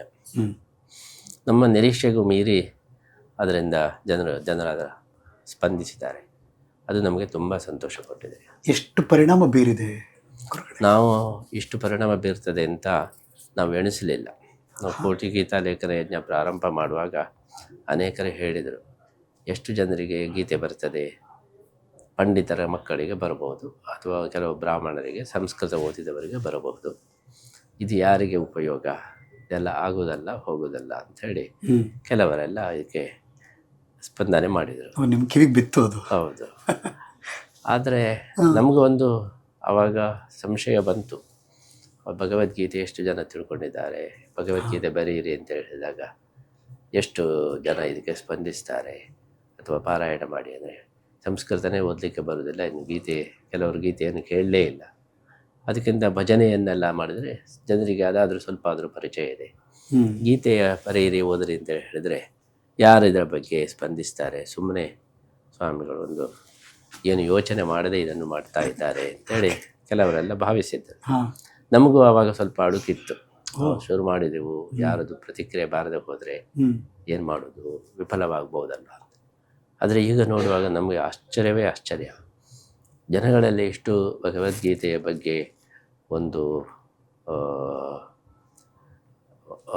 ಅಟ್ಯಾಚ್ಮೆಂಟ್, ಒಂದು ಅದರ ಬಗ್ಗೆ ಇಷ್ಟೆಲ್ಲ ಭಾವನೆ ಇದೆ ಅಂಥೇಳಿ ನಾವು ಈಗ ನೋಡಿದಾಗ ನಮಗೆ ಆಶ್ಚರ್ಯ ಆಗ್ತದೆ. ಯಾರಾದರೂ ಬರೆದವ್ರು ನಿಮ್ಮ ಹತ್ರ ಬಂದು ಏನಾದರೂ ಅನುಭವ ಹಂಚ್ಕೊಂಡಿದ್ದಾರೆ? ಎಲ್ಲರೂ ಲಕ್ಷಾಂತರ ಅನುಭವಗಳು. ಇದು ನೋಡಿ ನಮಗೆ ನಂಬಲಿಕ್ಕಾಗಲಿಲ್ಲ. ನಾವೇ ಈ ಧಾರ್ಮಿಕ ಇದರಲ್ಲಿ ಇದ್ದವರು ಭಗವದ್ಗೀತೆಯ ಬಗ್ಗೆ ಇಷ್ಟು ಮಹತ್ವವನ್ನು ನಾವು ತಿಳ್ಕೊಳ್ಳಿಲ್ಲ. ಜನರು ಹೇಳುವಾಗ ನಮಗೆ ಈಗ ರೋಮಾಂಚನ ಆಗ್ತದೆ. ಪ್ರತಿಯೊಬ್ಬರು ಹೇಳೋದು ಭಗವದ್ಗೀತೆ ಬರೆದ ಮೇಲೆ ನಮಗೆ ಅದ್ಭುತವಾದ ಅನುಭವ ಆಗಿದೆ ಅಂತ. ನಮಗೆ ಅಪೂರ್ವವಾದ ನೆಮ್ಮದಿ, ಶಾಂತಿ, ನಾವು ಮನಸ್ಸಿನಲ್ಲಿ ಏನೇನು ಬಯಸಿದೆಯೋ ಅದೆಲ್ಲ ಆಗ್ತಾಯಿದೆ. ನನಗೆ ಆಶ್ಚರ್ಯ, ನಾವು ಭಗವದ್ಗೀತೆ ಅದು ವೈಚಾರಿಕವಾದಂತಹ ಕ್ರಾಂತಿಯನ್ನು ಮಾಡಲಿ ಎಂಬ ದೃಷ್ಟಿಯಿಂದ ನಾವು ಲೇಖನ ಯಜ್ಞವನ್ನು ಜನರಿಗೆ ವಿಚಾರ ಜಾಸ್ತಿ ಆಗಲಿ, ಆಧ್ಯಾತ್ಮಿಕತೆ ಕಡೆಗೆ ಒಂದು ಗಮನ ಬರಲಿ ಅಂತ ಹೇಳಿ ನಾವು ಶುರು ಮಾಡಿದರೆ, ಈಗ ಜನಗಳು ಭಗವದ್ಗೀತೆ ಬರೆಯೋದು ಬೇಡ ಅಂದರೆ ಯಾರೂ ಕೇಳಲಿಕ್ಕೆ ರೆಡಿ. ಒಮ್ಮೆ ಬರೆದರೆ ಸಾಕು ಅಂತ ಹೇಳಿದರೆ ಪ್ರತಿಯೊಬ್ಬರು 100ರಲ್ಲಿ 99 ಜನ ಮತ್ತೊಮ್ಮೆ ಬರಿತಾ ಇದ್ದಾರೆ. ಇಲ್ಲ, ಅದು ನಾವು ಬರಿತೀವಿ 4 ಸಲ 5 ಸಲ 10 ಸಲ 108 ಸಲ ಬರೆದಿದ್ದಾರೆ. ಮುದುಕರು, 80 ವರ್ಷದವರು, 90 ವರ್ಷದವರು, ಕೈ ನಡುಗುವವರೆಗೂ ಎಲ್ಲರೂ ಬರೆದು ಅದ್ಭುತವಾದ ಪ್ರತಿಕ್ರಿಯೆಯನ್ನು ಕೊಡ್ತಾ ಇದ್ದಾರೆ. ನಮಗೆ ಇದು ನಂಬಲಿಕ್ಕೆ ಆಗೋದಿಲ್ಲ. ನಾವೇ ಭಗವದ್ಗೀತೆಯನ್ನು ಇಷ್ಟು ವರ್ಷದಿಂದ ಓದ್ತಾ ಇದ್ದೆ, ನಮಗೆ ಈ ಅನುಭವಗಳು ಆಗಲೇ ಇಲ್ಲ. ಆದರೆ ಜನಗಳ ಬಾಯಿಂದ ಕೇಳುವಾಗ ನಾವು ಅವಾಕ್ಕಾಗಿ ಹೋದೆವು. ಭಗವದ್ಗೀತೆ ಇಷ್ಟೆಲ್ಲ ಜನರಿಗೆ ಸ್ಪಂದಿಸ್ತದ? ಯಾವುದಾದ್ರೂ ಒಂದೆರಡು ನಿಮಗೆ ತುಂಬ ಇಂಪ್ರೆಸ್ ಆಗಿದ್ದು ಅವರ ಅನುಭವ ನೆನಪಿದೆಯಾ? ನೋಡಿ, ಮೊನ್ನೆ ತಾನೇ ಒಬ್ಬರು ಮುದುಕರ ಹತ್ರ ನಾವು ಹೇಳಿದ್ವಿ ಒಂದು ಗೀತೆ ಬರೀರಿ ಅಂತ. ಅವರು ಹೇಳಿದರು, ಇಲ್ಲ ನನಗೆ ಕೈ ನಡುಗುತ್ತಾ ಇದೆ, ಆಗೋದಿಲ್ಲ ಸ್ವಾಮಿ, ಕ್ಷಮಿಸಿ ಅಂತೇಳಿ ಹೇಳಿದರು. ನಾವು ಹೇಳಿದೆವು, ನೀವು ಶುರು ಮಾಡಿ ಅಲ್ವಾ, ಒಂದು ಪ್ರಯತ್ನ ಮಾಡಿ, ಮುಗಿದಿದ್ದರೆ ಪರವಾಗಿಲ್ಲ. ಸರಿ, ಸ್ವಾಮಿಗಳು ಹೇಳಿದರು ಅಂತೇಳಿ ಶುರು ಮಾಡಿದರು. ಇವತ್ತವರು ಬಂದು ಹೇಳ್ತಾರೆ, ನೀವು ಬಿಡಿ ಅಂತೇಳಿ ಹೇಳಿದ್ರು ನಾನು ಬಿಡಲಿಕ್ಕೆ ರೆಡಿ ಇಲ್ಲ. ಕೈ ನಡುಗುವುದು ಸಂಪೂರ್ಣ ನಿಂತು ಹೋಗಿದೆ. ಹೌದಾ? ಹಾಂ, ಬರೀ ಶುರು ಮಾಡುವಾಗ ಈಗ ನಾನು ಏನು ಬೇಕಾದರೂ ಬರೀತೇನೆ, ನಾನು ಇನ್ನು ಭಗವದ್ಗೀತೆ ಬರೆಯೋದು ನಿಲ್ಲಿಸೋದಿಲ್ಲ. ನೀವು ಬಿಡಿ ಹೇಳಿದರೆ ನಾವು ಬಿಡುವುದಿಲ್ಲ. ಭಲೆ ತುಂಬ ಇಂಥದ್ದು. ಒಬ್ಬರು ಡೈವರ್ಸ್ ಆಗಿ ಹೋಗಿದ್ರು, ಅಂದರೆ ಗಂಡ ಬಿಟ್ಟು ಹೋಗಿದ್ರು. ಭಗವದ್ಗೀತೆ ಬರೀ ಮನಸ್ಸಿಗೆ ತುಂಬ ಬೇಜಾರು ಹೇಳಿದರು. ಭಗವದ್ಗೀತೆ ಬರೆದು ಮುಗಿಸುವ ದಿವಸ ಗಂಡ ಎದುರಿಗೆ ಬಂದು ಪ್ರತ್ಯಕ್ಷ ಆಗಿದ್ದಾನೆ. ನಾವು ಒಟ್ಟಿಗೆ ಬಾಳೋಣ ಹೇಳ್ತಾ ಇದ್ದಾನೆ. 28 ವರ್ಷ ಆಯಿತು ಗಂಡ ಬಿಟ್ಟು ಹೋಗಿ. ಅದೇ ದಿವಸ ಬಂದು ಯಾಕೆ ಅವನು ನನ್ನ ಎದುರಿಗೆ ಬಂದು ನಾವು ಒಟ್ಟಿಗೆ ಬಾಳೋಣ ಅಂತ ಹೇಳ್ತಾನೆ. ಅವರಿಗೆ ಆಶ್ಚರ್ಯವೇ ಆಶ್ಚರ್ಯ. ಇಂಥದ್ದು ಸಾವಿರಾರು ಅನುಭವಗಳು. ಇದನ್ನ ಏನಂತ ಅನ್ಕೋಬೇಕು ನಾವು? ಅಂದರೆ ಭಗವದ್ಗೀತೆಯಲ್ಲಿ ಕೃಷ್ಣನ ಸಾನ್ನಿಧ್ಯ ಇದೆ. ಭಗವದ್ಗೀತೆಯನ್ನು ನಾವು, ಕೃಷ್ಣ ಅದನ್ನು ಸ್ಪಷ್ಟವಾಗಿ ಹೇಳಿದ್ದಾನೆ, ನನ್ನ ಅನುಗ್ರಹ ಯಾರಿಗೆ ಬೇಕು, ನಾನು ತುಂಬ ಅನುಗ್ರಹ ಮಾಡುವುದು ಭಗವದ್ಗೀತೆಯನ್ನು ಓದಿದವರಿಗೆ ಅಂತ ಅವನು ಕೊನೆಯಲ್ಲಿ ಹೇಳಿದ್ದಾನೆ. ಅದನ್ನು ಯಾರೂ ಗಮನಿಸಲಿಲ್ಲ. ನಮಗೆ ಈಗ ಇದೆಲ್ಲ ನೋಡುವಾಗ ನಾವು ಅದನ್ನು ಓಹೋ ಇದು ಸತ್ಯ ಅಂತೇಳಿ ಅನಿಸಿದೆ. ಪ್ರತಿಯೊಬ್ಬರು ಭಗವದ್ಗೀತೆಯನ್ನು ಅದು ಕೇವಲ ಒಂದು ವಿಚಾರದಾಯಕ ಮಾತ್ರ ಅಲ್ಲ, ಅದೊಂದು ಮಂತ್ರದ ಥರ ಇದೆ. ಅದನ್ನು ನೀವು ಸಿದ್ಧಿ ಮಾಡಿಕೊಳ್ಬೋದು. ಆ ಥರ ನಮಗೂ ಕೂಡ ಈ ವಿಚಾರ ಮೊದಲು ಗೊತ್ತಿರಲಿಲ್ಲ. ಹಾಗಾಗಿ ಭಗವದ್ಗೀತೆ ತುಂಬ ಪವರ್ಫುಲ್. ಅದು ನಾನೊಂದು ಯಾವುದೊಂದು ಫೋಟೋ ನೋಡಿದ್ದೆ, ನೆನಪಾಗ್ತಿದೆ ಈ ಕ್ಷಣಕ್ಕೆ. ಭಾರತದ ವಿತ್ತ ಸಚಿವರು ಭಗವದ್ಗೀತೆಯನ್ನ ಬರೆದು ನಿಮ್ಮ ಹತ್ರ ತಗೊಂಬಂದು ಕೊಟ್ಟಿದ್ರು ಅಂತ ನಾನು ನೋಡಿದ್ದೆ. ನಿರ್ಮಲಾ ಸೀತಾರಾಮನ್ ಅವರು ಬರಿತಾ ಇದ್ದಾರೆ. ಹೌದೇನಾ? ಮೊನ್ನೆ ಮೋದಿಯವರಿಗೂ ಕೊಟ್ಟಿದ್ದೇವೆ, ಅವರು ಬರೀತಾರೆ. ನಮ್ಮ ದೇವೇಂದ್ರ ಫಡ್ನವೀಸ್ ಅವರು ಮುಖ್ಯಮಂತ್ರಿ ಆಗದೇ ಇದ್ದಾಗ ಇಲ್ಲಿ ಬಂದಿದ್ರು. ಬರೀರಿ, ನೀವು ಬರೀರಿ, ಮುಖ್ಯಮಂತ್ರಿ ಆಗ್ತೀರಿ ಹೇಳಿ. ಹಾಗೆ ಆಯ್ತು. ಅವರಿಗೆ ಪುನಃ ಸಮರ್ಪಣೆ ಮಾಡ್ಲಿಕ್ಕೆ ಬರ್ತಾ ಇದ್ದಾರೆ. ಹೌದು, ಡೇಟ್ ಕೊಡ್ಲಿಲ್ಲ, ನಾನು ಬಂದು ಸಮರ್ಪಣೆ ಮಾಡ್ತೇನೆ. ಗಡ್ಕರಿ ಅವರ ಹೆಂಡತಿಯವರು, ಅವರು ಬರೆದು ಇಲ್ಲೇ ಬಂದು ಸಮರ್ಪಣೆ ಮಾಡಿ. ಅಲ್ಲ, ನೀವು ಈ ಮಾತು ಹೇಳಿದ್ರೆ ತುಂಬಾ ಜನ ಯಾರ್ಯಾರು ಮುಖ್ಯಮಂತ್ರಿ ಆಗ್ಬೇಕು ಅವರು ಭಗವದ್ಗೀತೆ ಬರೆದು ಕಾಯ್ತಿರ್ತಾರೆ ಅವಾಗ. ಅದೆಲ್ಲ ಅವರವರ ಸಾಧನೆ ಭಕ್ತಿಗೆ ಸಂಬಂಧಪಟ್ಟಂತೆ ಆಗ್ತದೆ. ಆದರೆ ಭಗವದ್ಗೀತೆ ಅದು ಒಳ್ಳೆ ಸ್ಪಂದನೆ ಕೊಡತಕ್ಕಂತಹ ಒಂದು ಗ್ರಂಥ. ಯಾರದನ್ನು ನಂಬುತ್ತಾರೋ, ಯಾರದನ್ನು ಅನುಸರಿಸ್ತಾರೋ ಅವರಿಗೆ ಅದು ಪ್ರತಿಸ್ಪಂದನೆಯನ್ನು ನೀಡ್ತದೆ. ನೀವು ಪ್ರಧಾನಮಂತ್ರಿಗಳ ಹೆಸರನ್ನು ತಗೊಂಡ್ರಿ, ನರೇಂದ್ರ ಮೋದಿಜಿ ಅವ್ರದ್ದು. ನನ್ನ ಕಣ್ಣು ಮುಂದೆ ಈಗಲೂ ಆ ಚಿತ್ರಣ ಇದೆ. ಹಾಗೆ ಅವ್ರನ್ನ ಕರೆಸಿದ್ರಿ, ಲಕ್ಷ ಕಂಠ ಗೀತ ಗಾಯನವನ್ನು ಅದ್ಭುತವಾಗಿ ಮಾಡಿದ್ರಿ. ನನಗೆ ಇವತ್ತು ನಿಮ್ಗೆ ಎದುರುಗಡೆ ಸಿಕ್ಕಿರೋದ್ರಿಂದ ಈ ಪ್ರಶ್ನೆ ಕೇಳ್ತೀವಿ. ತುಂಬ ಜನಕ್ಕೆ ಅನ್ಸಿರುತ್ತೆ, ಭಾರತ ಭಾಗ್ಯ ವಿಧಾತ ಅಂತ ಅವ್ರಿಗೊಂದು ಬಿರುದನ್ನು ಕೊಡ್ತೀರಿ ನೀವು. ಈ ಆಲೋಚನೆ ಏನು? ಯಾಕದು? ಅದನ್ನು ಕೋಟ್ ಮಾಡಿದ್ದವರಿಗೆ ಅದು ನನಗೆ ಕೃಷ್ಣನೇ ಪ್ರೇರಣೆ ಮಾಡಿದ ಒಂದು ಹೆಸರು. ನಾನು ಯೋಚನೆಯೇ ಮಾಡಲಿಲ್ಲ. ಅವರಿಗೆ ಮಾನಪತ್ರ ಒಂದು ಕೊಡಬೇಕು ಅಂತ ಯೋಚನೆ ಮಾಡಿದಾಗ ನಾನು ಭಾರತ ಭಾಸ್ಕರ ಅಂತ ಹೇಳಿ ಕೊಡೋಣ ಅಂತ ಫಸ್ಟ್ ಇತ್ತು. ಅದು ಭಾರತ ಭಾಸ್ಕರ. ಓಕೆ. ಅದು ಸನ್ಮಾನ ಪತ್ರ ಅದನ್ನು ತಯಾರು ಮಾಡಲಿಕ್ಕೆ ಹೋಗುವಾಗ ನನಗೆ ಇದ್ದಿದ್ದ ಹಾಗೆಯೇ ಭಾರತ ಭಾಗ್ಯವಿಧಾತ ಅಂತ ಕೊಡಿ ಅಂತೇಳಿ ಅನ್ನಿಸ್ತು. ದೇವರು ಪ್ರೇರಣೆ ಮಾಡಿ ಆವಾಗಲೇ ಅದನ್ನು ಕೊಟ್ಬಿಟ್ಟೆ. ನಾವು ಯೋಚನೆ ಮಾಡಿ ನಾನು ಆಯ್ಕೆ ಮಾಡಿದ್ದು ಭಾರತ ಭಾಸ್ಕರ ಅಂತ. ಓ, ಆಮೇಲೆ ಅದು ಸನ್ಮಾನ ಪತ್ರ ತಯಾರು ಮಾಡಲಿಕ್ಕೆ ಹೋಗುವಾಗ ಅದೇನಾ ಅಂತ ಕೇಳಿದರು, ಬೇರೆ ಏನಾದರೂ ಉಂಟಾ ಅಂತ. ಆವಾಗ ತಕ್ಷಣ ನನ್ನ ಬಾಯಲ್ಲಿ ಬಂತು ಭಾರತ ಭಾಗ್ಯ ವಿಧಾತ ಅಂತ ಇರಲಿ ಅಂತ ಹೇಳಿದೆ. ಅದು ಕೃಷ್ಣ ಪ್ರೇರಣೆ ಮಾಡಿದಂತಹ ಒಂದು ಟೈಟಲ್. ಭಾರತ ಭಾಗ್ಯ ವಿಧಾತ, ಬೋಲೋ ಭಾರತ್ ಮಾತಾ ಕಿ. ನನ್ನ ಕಣ್ಣು ಮುಂದೆ ಈಗಲೂ ಆ ಚಿತ್ರಣ ಇದೆ. ಹಾಗೆ ಅವ್ರನ್ನ ಕರೆಸಿದ್ರಿ, ಲಕ್ಷ ಕಂಠ ಗೀತ ಗಾಯನವನ್ನ ಅದ್ಭುತವಾಗಿ ಮಾಡಿದ್ರಿ. ನನಗೆ ಇವತ್ತು ನಿಮ್ಗೆ ಎದುರುಗಡೆ ಸಿಕ್ಕಿರೋದ್ರಿಂದ ಈ ಪ್ರಶ್ನೆ ಕೇಳ್ತೀವಿ. ತುಂಬಾ ಜನಕ್ಕೆ ಅನ್ಸಿರುತ್ತೆ ಭಾರತ ಭಾಗ್ಯ ವಿಧಾತ ಅಂತ ಅವ್ರಿಗೊಂದು ಬಿರುದನ್ನ ಕೊಡ್ತೀರಿ ನೀವು. ಈ ಆಲೋಚನೆ ಏನು, ಯಾಕದು ಅದು ಅದನ್ನ ಕೋಟ್ ಮಾಡಿದ್ದವರಿಗೆ? ಅದು ನನಗೆ ಕೃಷ್ಣನೇ ಪ್ರೇರಣೆ ಮಾಡಿದ ಅವನ ಹೆಸರು. ನಾನು ಯೋಚನೆಯೇ ಮಾಡಲಿಲ್ಲ. ಅವರಿಗೆ ಮಾನಪತ್ರ ಒಂದು ಕೊಡಬೇಕು ಅಂತ ಯೋಚನೆ ಮಾಡಿದಾಗ ನಾನು ಭಾರತ ಭಾಸ್ಕರ ಅಂತ ಹೇಳಿ ಕೊಡೋಣ ಅಂತ. ಫಸ್ಟ್ ಇತ್ತು ಅದು ಭಾರತ ಭಾಸ್ಕರ. ಓಕೆ.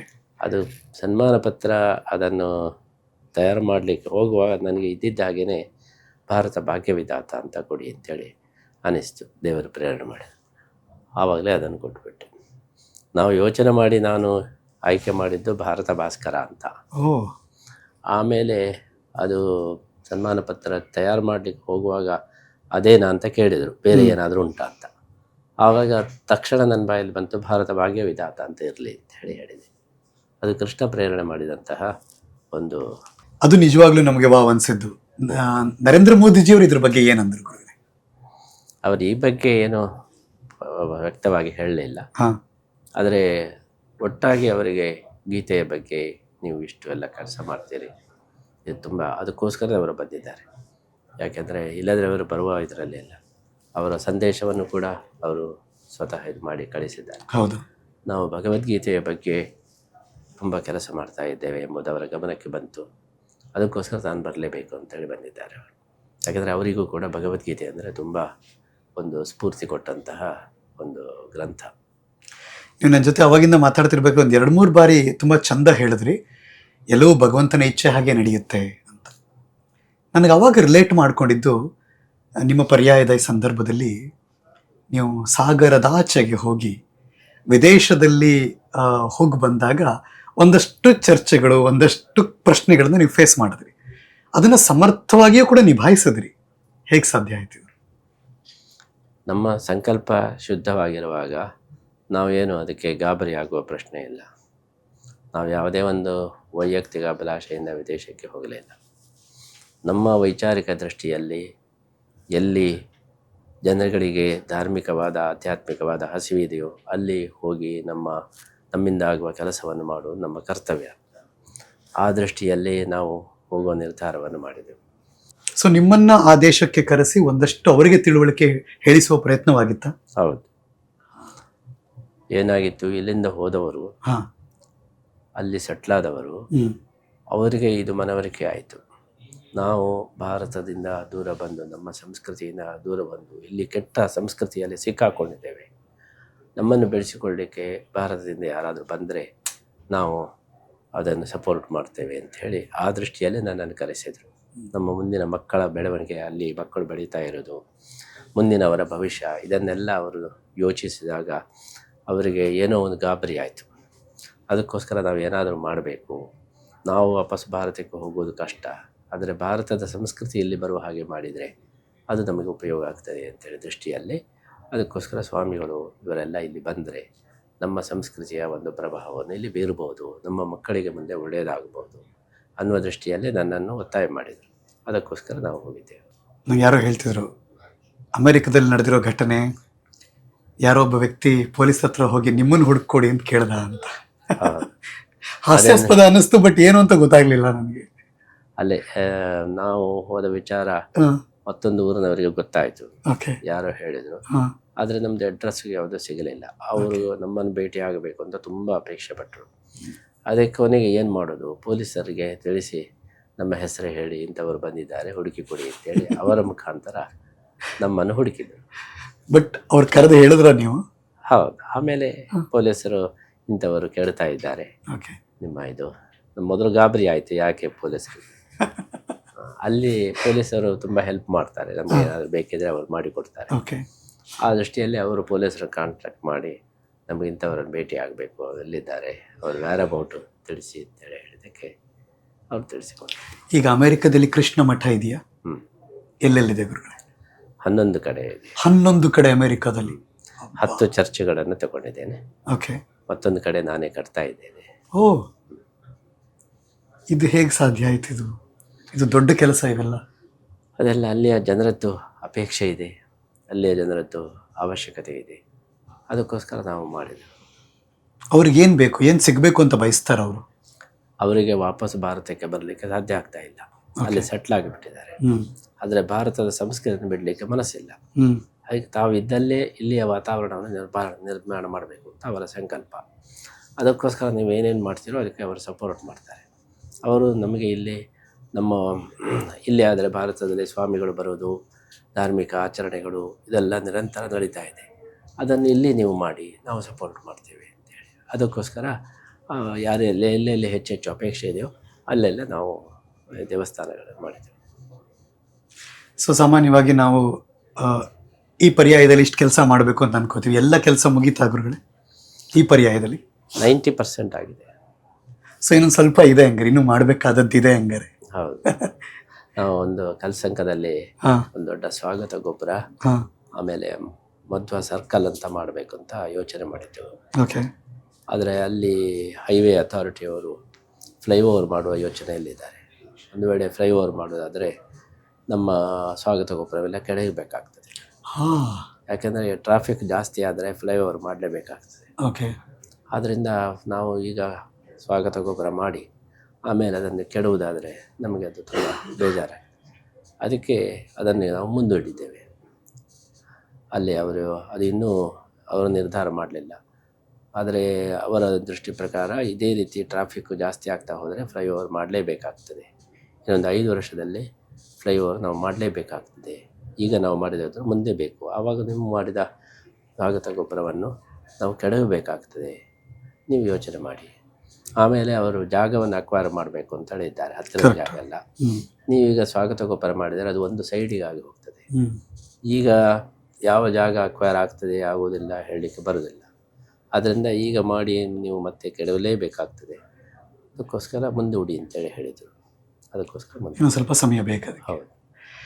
ಈ ಸನಾತನ ಧರ್ಮ ಉಳಿಬೇಕು, ಮುಂದಿನ ಯುವ ಪೀಳಿಗೆಗೂ ಅದು ತಲುಪಬೇಕು, ಬೆಳಗಬೇಕು, ಮಠಾಧೀಶರೆಲ್ಲ ಒಂದಾದರೆ ಮಾತ್ರ ಇದು ಸಾಧ್ಯ ಆಗುತ್ತೆ ಅನ್ನೋದು ತುಂಬ ಜನರ ಮಾತು. ಇದಕ್ಕೆ ನಿಮ್ಮ ಅಭಿಪ್ರಾಯ ಏನು ಗುರುಗಳೇ? ಮಠಾಧೀಶರು ಒಂದಾಗೋದಕ್ಕಿಂತಲೂ ಮಠಾಧೀಶರು ಜನಗಳು ಒಂದಾಗಬೇಕು. ಜನಗಳು ಒಂದಾಗಬೇಕು. ಮಠಾಧೀಶರು ಒಂದಾಗೋದು ಅದೇನು ದೊಡ್ಡ ಅಚೀವ್ಮೆಂಟ್ ಅಲ್ಲ. ಜನಗಳು ಮಠಾಧೀಶರನ್ನು ಸಂಪೂರ್ಣವಾಗಿ ಸಪೋರ್ಟ್ ಮಾಡಿದರೆ ಮಠಾಧೀಶರು ಮಾಡಿದರೆ. ಈ ಇರೋದು ತುಂಬ ದೊಡ್ಡ ಸಮಸ್ಯೆ ಜಾಗತಿಕ ಮಟ್ಟದಲ್ಲಿ ಕಾಡ್ತಿರೋದು ಅಂದರೆ ಶಾಂತಿ ಸ್ಥಾಪನೆ. ನಿಮ್ಮ ಉದ್ದೇಶವೂ ಅದೇ ಇದೆ. ಸುಲಭ ಅನ್ಸುತ್ತಾ ಅಥವಾ ಬಹಳ ಕಷ್ಟ ಇದು ಅಂತ ಅನಿಸ್ತಾ? ಬಹಳ ಕಷ್ಟ. ಯಾಕೆಂದರೆ ನಾವು ಗಮನಿಸಿದ ಒಂದು ಬಹಳ ದೊಡ್ಡ ದುರಂತ ಏನು ಅಂತ ಹೇಳಿದರೆ ಶಸ್ತ್ರಾಸ್ತ್ರ ಪೈಪೋಟಿ. ಎಲ್ಲ ದೇಶಗಳು ಇವತ್ತು ಶಸ್ತ್ರಾಸ್ತ್ರ ಸಂಗ್ರಹ ಮಾಡ್ತಾಯಿವೆ. ತಮ್ಮ ಬಜೆಟ್ನಲ್ಲಿ ಶಸ್ತ್ರಾಸ್ತ್ರಕ್ಕೋಸ್ಕರ ಜಾಸ್ತಿ ಮೀಸಲಿಡ್ತಾರೆ. ಹಿಂದೆ ಎಲ್ಲ ಒಂದು 10%, 20%, ಈಗ 40-45% ತನಕ ಬಂದಿದೆ. ಅದನ್ನು ಇನ್ನೂ ಜಾಸ್ತಿ ಮಾಡ್ತಾನೆ ಹೋಗ್ತಾರೆ. ಕಾರಣ ಏನೆಂದರೆ ಎದುರಿನವನು ಜಾಸ್ತಿ ಮಾಡಿದರೆ ನಾನು ಜಾಸ್ತಿ ಮಾಡಬೇಕು, ಇವನು ಜಾಸ್ತಿ ಮಾಡಿದರೆ ಅವನು ಜಾಸ್ತಿ ಮಾಡಬೇಕು. ಹೌದು.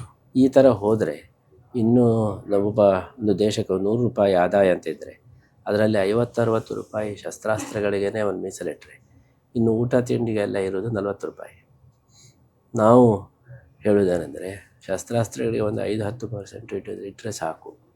80% ಜನಗಳಿಗೆ ಅಭಿವೃದ್ಧಿಗೋಸ್ಕರ ಇಡಬೇಕು. ಹೀಗೆ ಆದರೆ ಏನಾಗ್ತದೆ ಅಂದರೆ ಯುದ್ಧ ಒಂದೇ. ಈಗ ಪಾಕಿಸ್ತಾನದ ಪರಿಸ್ಥಿತಿ ಆದಾಗ ಆಗ್ತದೆ. ಪಾಕಿಸ್ತಾನ ಏನು ಮಾಡ್ತಾ ಇದೆ, ಎಷ್ಟು ಸಾಧ್ಯ ಉಂಟು ಅಷ್ಟು ಶಸ್ತ್ರಾಸ್ತ್ರಗಳ ಸಂಗ್ರಹ ಯುದ್ಧಕ್ಕೆ ಸಿದ್ಧತೆ ಮಾಡ್ತಾ ಇದೆ. ಜನಗಳಿಗೆ ಊಟಕ್ಕೂ ಗತಿ ಇಲ್ಲ, ಭಿಕ್ಷೆ ಬೇಡ್ತಾ ಇದ್ದಾರೆ.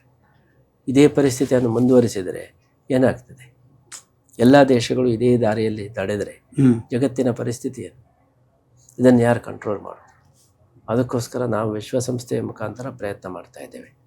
ಎಲ್ಲ ದೇಶಗಳು ಕೂಡ ಈ ಬಜೆಟ್ನಲ್ಲಿ ಶಸ್ತ್ರಾಸ್ತ್ರ ಸಂಗ್ರಹಕ್ಕೆ ಅವರದೊಂದು ಲಿಮಿಟೇಷನ್ ಬೇಕು. ಹಾಂ, ಅನ್ಲಿಮಿಟೆಡ್ ಆಗಿ ಹೋದರೆ ಈಗ 20 ಇದ್ದದ್ದು 40-46 ತನಕ ಬಂದಿದೆ. ಇದು ಬೆಳೀತಾನೇ ಇದೆ. ಇನ್ನೊಂದು 10-20 ವರ್ಷ ಹೋದಾಗ 50%, 60%, 70% ಶಸ್ತ್ರಾಸ್ತ್ರ. ಯಾಕಂದರೆ ಎದುರಿನವನು ಹತ್ರ ಶಸ್ತ್ರ ಇರುವಾಗ ನಮ್ಮ ಹತ್ರ ಬೇಕು ಅಂತ, ನಮ್ಮ ಹತ್ರ ಇದ್ದದ್ದು ನೋಡಿ ಅವನು ತಗೊಳ್ತಾನೆ. ಹೀಗೆ ಆದರೆ ಜಗತ್ತಿನ ಪ್ರಜೆಗಳ ಪರಿಸ್ಥಿತಿ ಹೇಗೆ? ಈ ಇದನ್ನು ಯಾರು ಗಮನಿಸ್ತಾ ಇಲ್ಲ. ಯಾಕಂದ್ರೆ ನೀವು WCRP, world conference religion and peace, ಅದಕ್ಕೆ ಜಾಗತಿಕ ಮಟ್ಟದಲ್ಲಿ ನಿಮ್ಮನ್ನೇ ಅಧ್ಯಕ್ಷರನ್ನಾಗಿ ಮಾಡಿದ್ದಾರೆ ಮತ್ತು ಅವಿರೋಧವಾಗಿ ನೀವು ಆಯ್ಕೆ ಆಗ್ತಾ ಇದ್ದೀರಾ. ಆ ಶಾಂತಿ, ಅಂದ್ರೆ ನಿಮ್ಮನ್ನೇ ಆಯ್ಕೆ ಮಾಡುತ್ತಿರೋ ಉದ್ದೇಶವೂ ಏನಾಗಿದೆ ಗುರು?